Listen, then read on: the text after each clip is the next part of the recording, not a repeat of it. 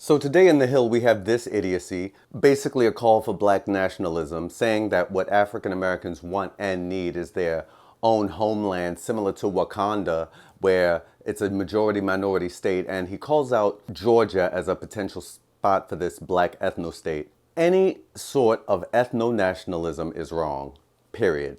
Any sort of ethno-nationalism, whether it's white nationalism or black nationalism, has no place in America.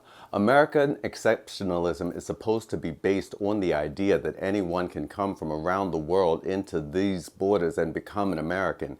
It's supposed to be based on the promise of the 14th Amendment that anyone born here has equal rights no matter where your parents came from in the world. No sort of ethno-nationalism fits into an American ideal. These types of people, why do they keep getting platforms? Why do they keep getting audiences to spew this idiocy, to spew this hatred, to spew this idea of separation? Because honestly, white nationalism and black nationalism, all types of ethno-nationalism, are just different sides of the same scumbag polygon.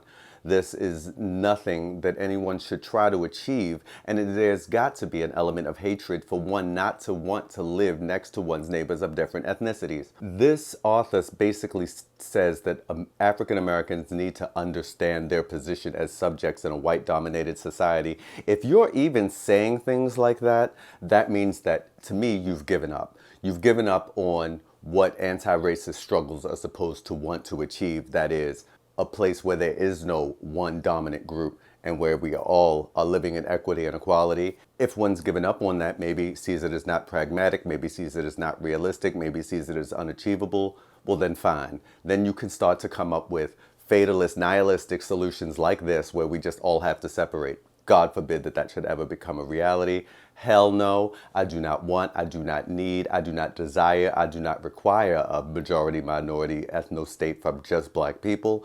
And I think that this article should have never been printed in the first place. Peace.